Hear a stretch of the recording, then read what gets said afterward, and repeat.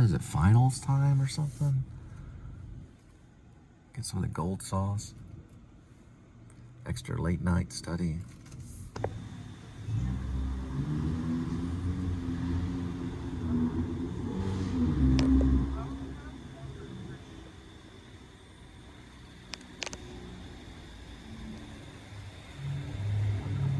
Thinking about eventually writing a book about my life in first person, not third person. And I think it would start with my first memory of me and Hurst in our house playing on the floor with trucks or something. These really kind of like plastic trucks that weren't that hard, because I was 2 or 3 years before kindergarten. I have a few memories of that place. And then I've put in, for some reason, the Alien doll from Ridley Scott's Alien. It didn't come out till a few years later. It was 77. I'm gonna say 77 for now. This would be like 75.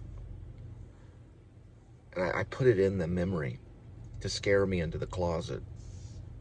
I needed a monster. So I went into the closet, and my mom finds me in there in the dark playing with toys. That Alien doll wasn't there. I put it there for some reason. And then I remember, I think, poisoning the fish on accident by putting too much food in the fish tank. I didn't do it on purpose. I gotta pick up this food. All right, here we go with the McDonald's delivery. 12:11 arrival, 1 minute, 0.3 miles. I think the second memory in the Hearst area was I had to take a bath, and I was at the neighbors, and they just put all the kids in the bathtub, and one of the older kids got one of those plungers, and he could plunge the bathtub sink, and the water squirted up to the ceiling. I don't know how he did it, but he thought it was really funny until the mom came in and started yelling at everybody. I remember that for some reason. It was a little red brick in Hearst, right down the street from this giant water tower. Well, actually, it was next to a fire station and a water tower that says Hearst on it. Hearst View, if I'm not mistaken, is the road. Those were some of my first memories. I faintly remember playing with my sister, who's now passed, and we were on the back of my dad's pickup truck, and I guess we were being too rough, and I slipped and cut the side over where my eyebrow is a little bit. Head injuries, you bleed like crazy. My mom was very upset and grabbed me and pressed me up against her blouse, where I bled on her shirt, till we got to Dr. Golden's, and he sewed me up. I was awake during all of it. They were really scared, and I could feel their fear, but I didn't feel anything, just this warm mess on my face.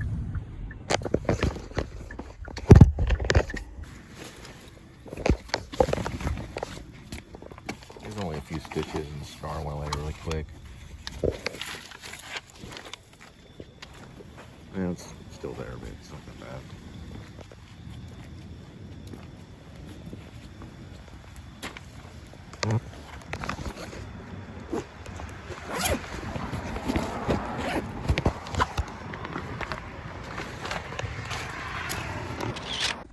You might be able to see it right here, barely. I think it's right here. That's where the license plate, it has about 4. Pretty sure it's still there. I have to look in another mirror. Oh, wait a minute, let me see.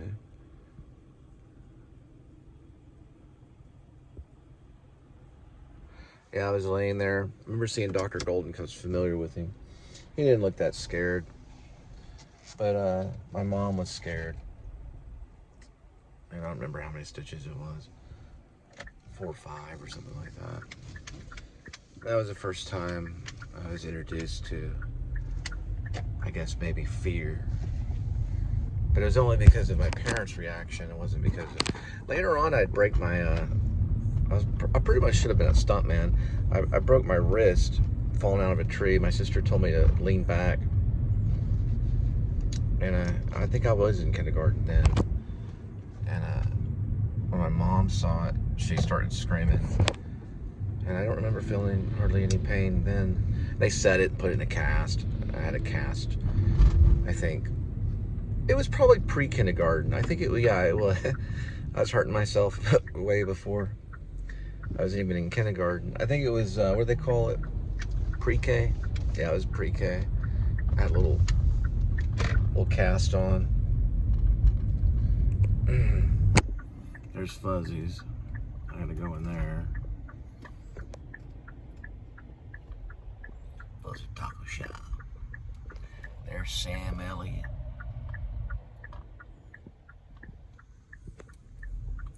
I like to hear his bio. Well, it all started when I was younger. I talked this way. And he said, Sam, you should go out there and do on voiceovers. Or maybe get a part as an actor or something.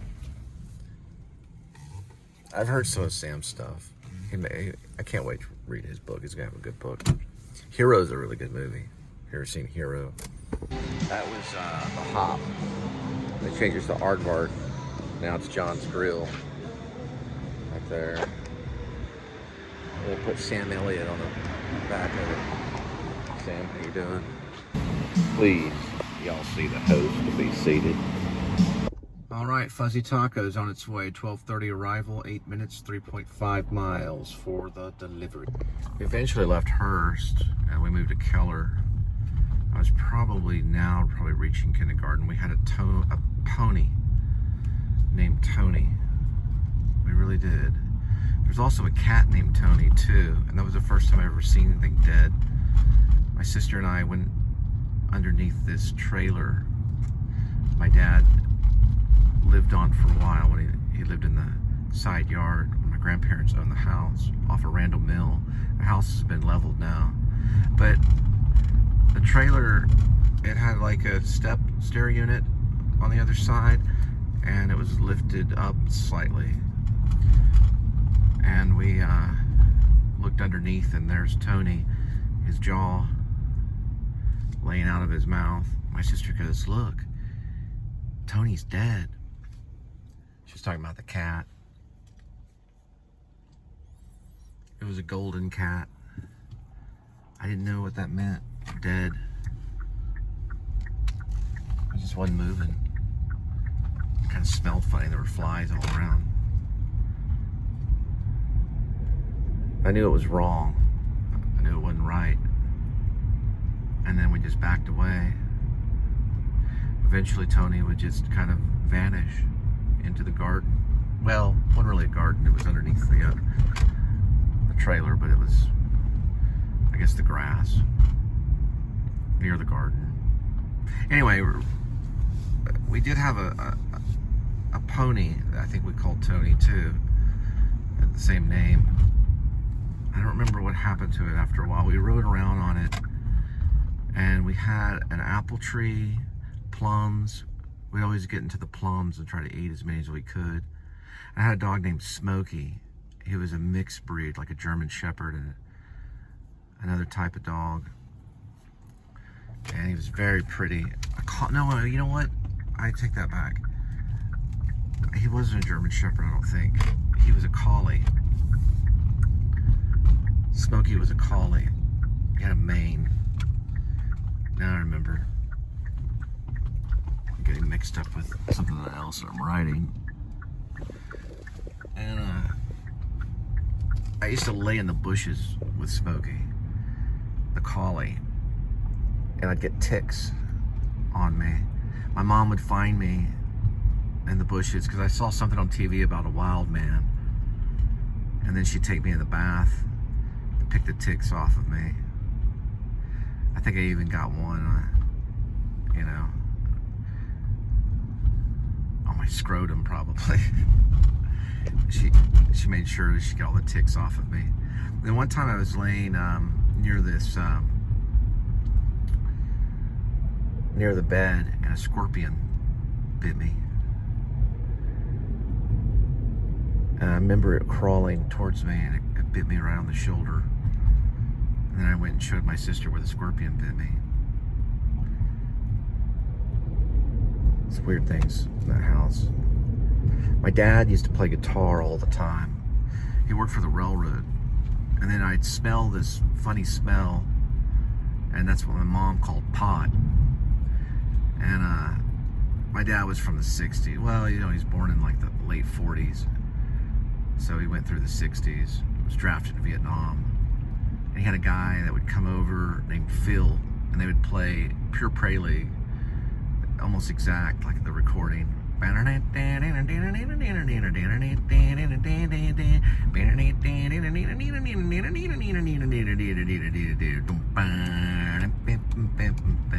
Amy, what you gonna do?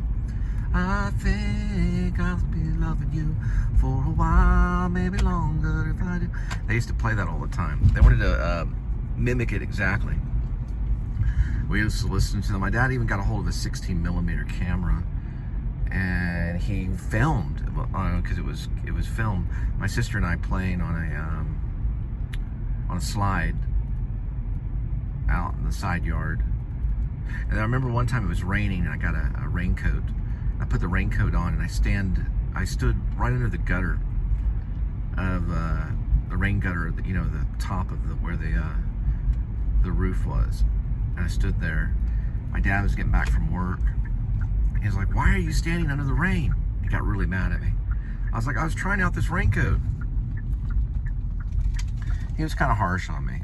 We had a spelling test we had to get ready for kindergarten, and Mississippi was a word, and I just kept messing up on the S's. I can do it now, MISSISSIPPI, but I guess I would get to the PPs and say S again, and he'd say, "No, it's a P." So I'd say MISSISSI, and I would repeat the S's. It's a P, like P running down the page, I guess, to remember, to help me. Sorry, it sounded like thunder there. They need to fix that. I'm going to the Southwestern Baptist Theological Seminary. And, I don't know. I don't want to get into everything that my dad did, you know. But he called me a name, so I went to my mom and asked my mom, I said, "What does this mean?" She said, "Your dad called you that?" And she ran over to him and started yelling at him. I remember that, just like night and day. Basically, kind of called me a dunce, I guess you could say. But I was, it was kindergarten, and I kind of knew what dunce meant, I guess, you know. And I just wanted to ask Mom about it, you know. But that was that. I remember also, I was told I did this, and I slightly remembered it. We were all eating soup, warm soup. Like chili, almost, I guess. I think it was like chili. And I didn't really want to eat it. So I took the bowl of soup and I poured it over my head. I like wore the bowl like a hat.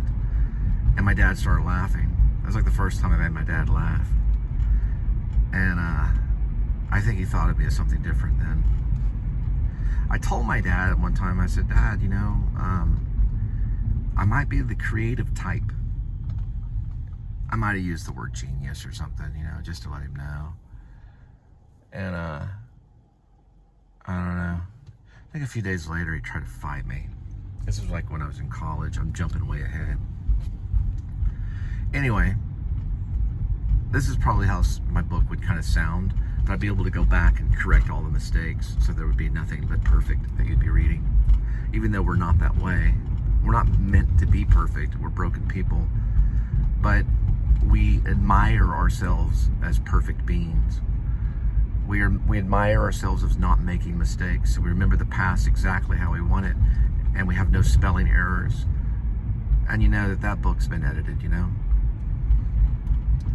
But sit down sometime, try to write a book, or even a page, see how you do. Or try to write a song, and then get back with me. But I'll tell you a little bit more later. I gotta go gotta drop off some food at the doorstep. I believe we're constantly going from stupidity to brilliance. We go into the light all the time. If you know that, you can get a lot done. You don't fear your own intelligence, which is what they say in the Bible not to do.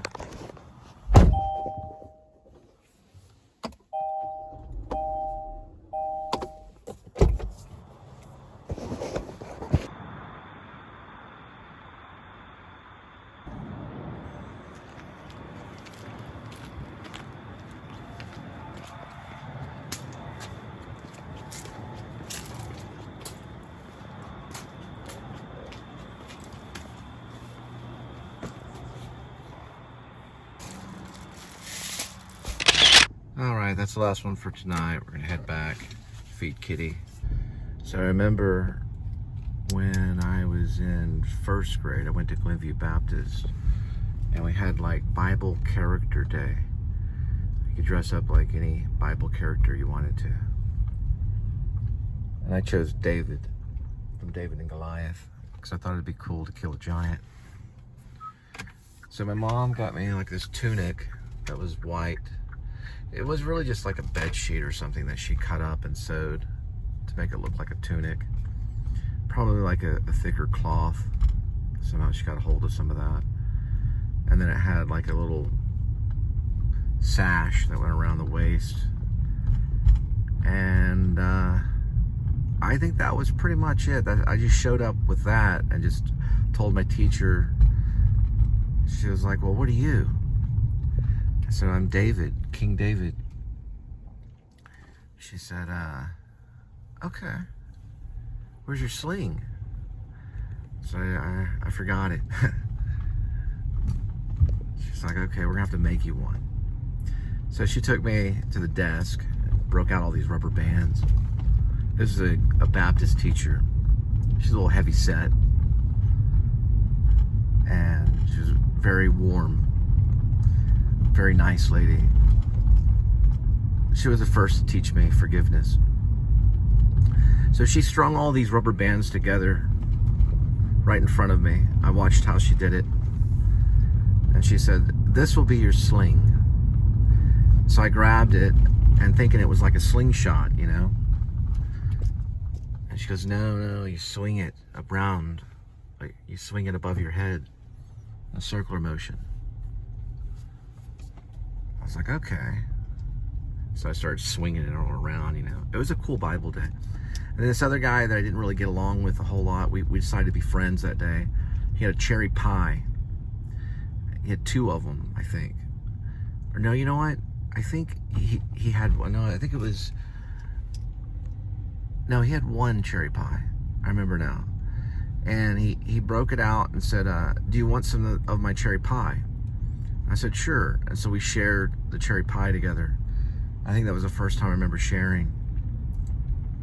He might have had another one tucked around somewhere. And later on, we were kind of competitive. He was a blonde-haired kid that sat in the back. He was shorter than I was. And I remember we were listening to like Christmas albums. And it might have been Elvis or something, you know. I'm sure it was probably Elvis, an Elvis Christmas album. If he did one. I'm sure he did. And I remember we were also listening to Chipmunks and things like that. And he said something like, I have this album. My mom has it, you know, which is probably true. And then I decided to lie and say, oh, I have one too. You know, we have this album too. And he goes, liar! You know, like that. And the class like, you know, gasped. Because I was just wanting to say that I had the album too, you know. It was like an Elvis Christmas album, I guess. I'm not a big fan of Elvis, but I do like Suspicious Minds. I think it's a pretty good song. So the teacher was like, you know, very upset that this kid called me a liar in front of the whole class. So she called this young student in front of the class And then she said, Cole, come up here too.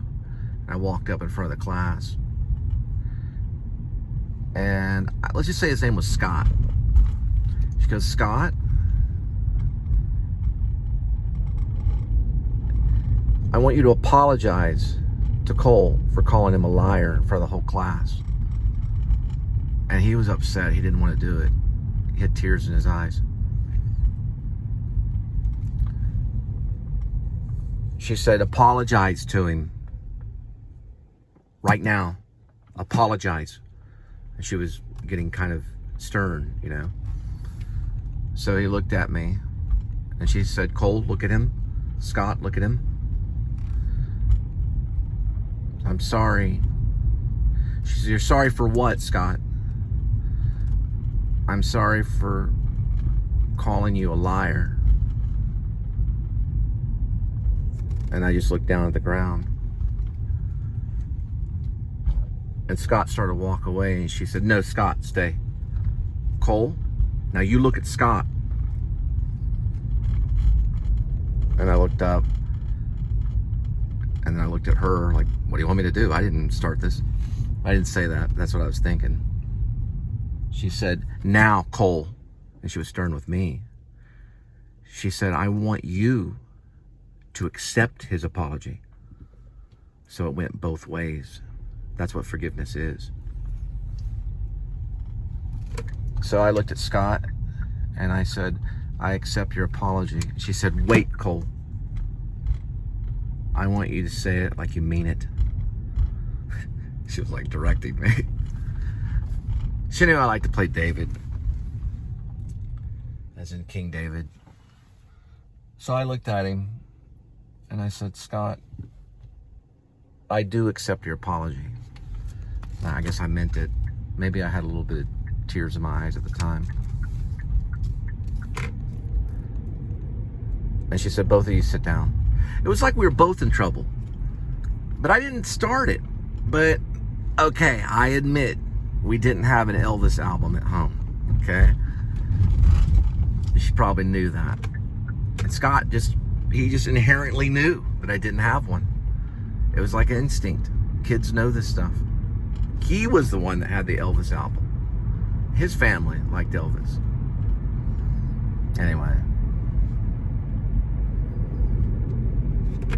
So forgiveness goes both ways. You have to both mean it. You know, it's got to be a serious thing. It's work to forgive. Someone calls you a liar, you have to eventually forgive them.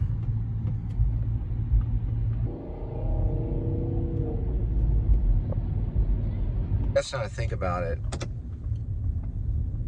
The teacher was stern with me about accepting Scott's apology because I spoke out.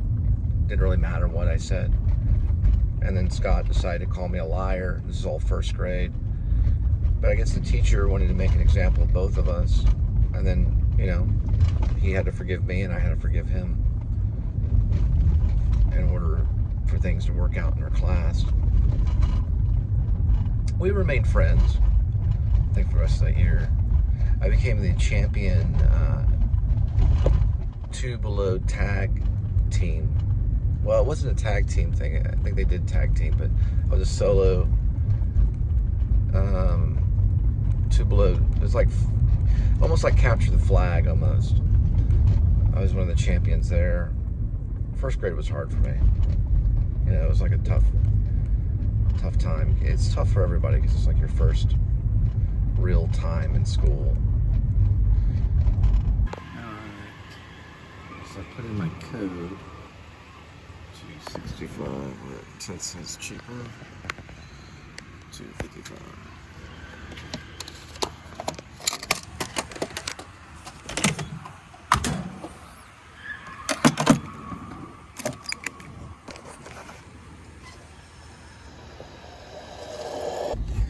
I mean, the lesson is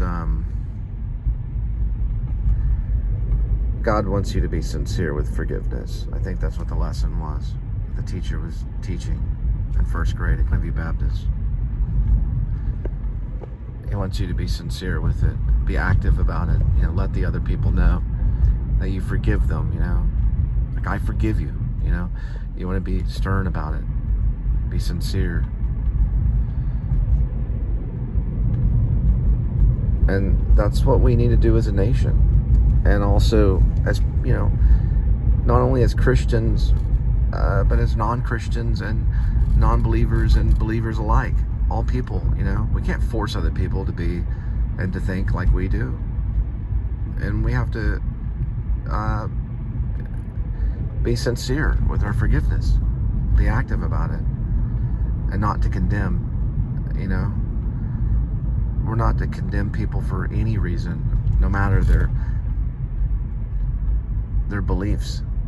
They can believe however they want. And we're supposed to be a living sacrifice. It says so in the Bible.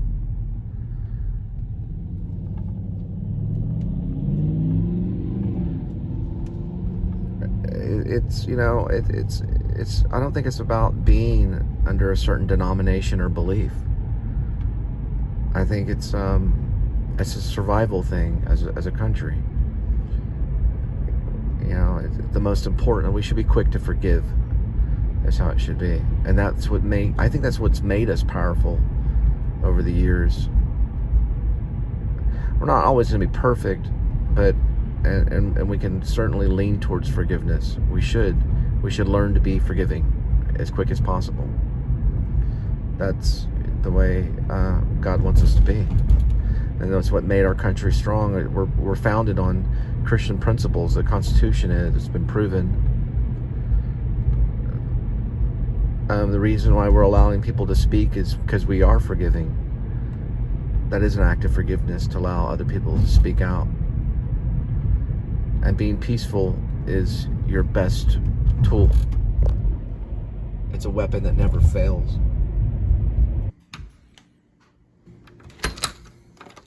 All right, kitty. Your neighbor cats are outside, ready to share some of your food. All right, I told Tabby outside, you know, the outside kitty, I said, look, it's not going to be much tonight. And so she goes, so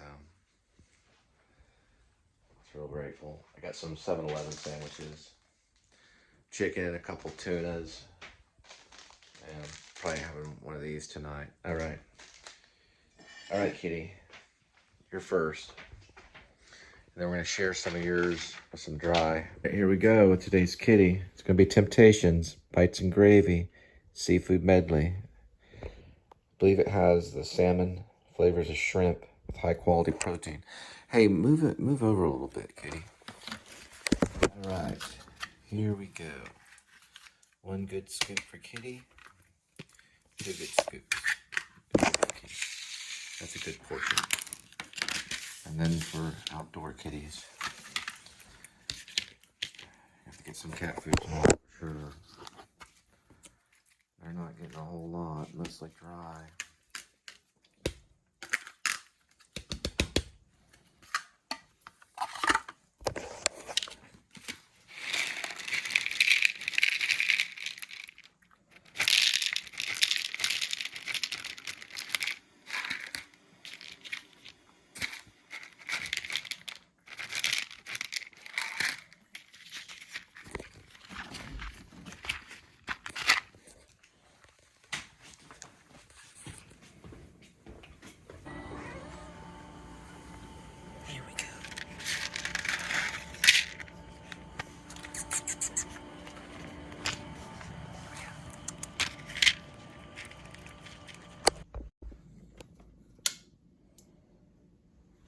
All right, I'll be having a day old, well, it's only an hour old of expiration, smoked turkey, Monterey Jack cheese sandwich, 7-Eleven, some tea.